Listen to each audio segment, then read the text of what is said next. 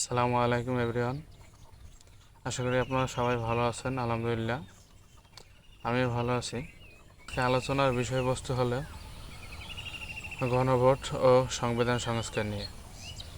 আপনি কি জানেন একটি দেশের ভবিষ্যৎ বদলে দিতে পারে সাধারণ জনগণের একটি সিদ্ধান্ত? হ্যাঁ, আমি বলছি সংবিধান সংস্কার ও গণভোট নিয়ে।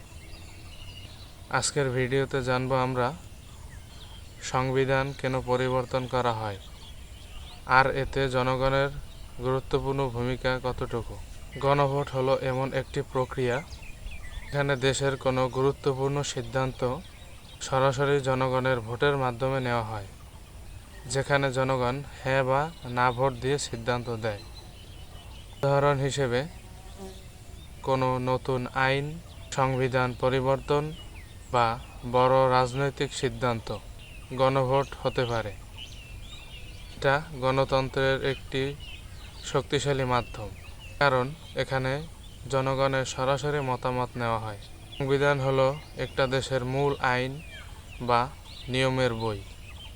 এখানে উল্লেখ থাকে রাষ্ট্র কীভাবে চলবে, নাগরিকদের অধিকার কী, সরকার কিভাবে কাজ করবে। সংবিধানই একটা দেশের ভিত্তি। সংবিধান সংস্কার কেন দরকার?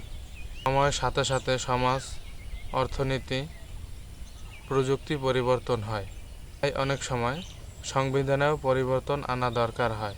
যেমন অধিকার যোগ করা, পুরনো আইন পরিবর্তন করা, জনগণের প্রয়োজন অনুযায়ী রাষ্ট্র ব্যবস্থা উন্নত করা। এই পরিবর্তনকেই বলা হয় সংবিধান সংস্কার। ভোট ও সংবিধান সংস্কার। অনেক দেশের সংবিধান পরিবর্তনের জন্য গণভোট করা হয়। এর মাধ্যমে জনগণ নিজেরাই সিদ্ধান্ত নেয়। এটা সরকারের উপর জনগণের আস্থা বাড়ায় এবং সিদ্ধান্তকে আরও গ্রহণযোগ্যতা করে তোলে। গণভোটের মাধ্যমে সংবিধান সংস্কার হলে সেটি হয় সরাসরি জনগণের অনুমোদিত পরিবর্তন। গণভোট এবং সংবিধান সংস্কার এই দুটি বিষয় হল একটি দেশের গণতন্ত্রকে শক্তিশালী করে, কারণ এখানে জনগণের মতামতই সবচেয়ে বড় শক্তি। তাই সচেতন নাগরিক হিসেবে আমাদের উচিত এই বিষয় সম্পর্কে জানা এবং জ্ঞান অর্জন করা এবং নিজের মতামত প্রকাশ করা। ভিডিওটি ভালো লাগলে অবশ্যই লাইক, কমেন্ট এবং শেয়ার করবেন এবং সাবস্ক্রাইব করবেন। ধন্যবাদ। আসসালামু আলাইকুম ওয়া রাহমাতুল্লাহি ওয়া বারাকাতুহু।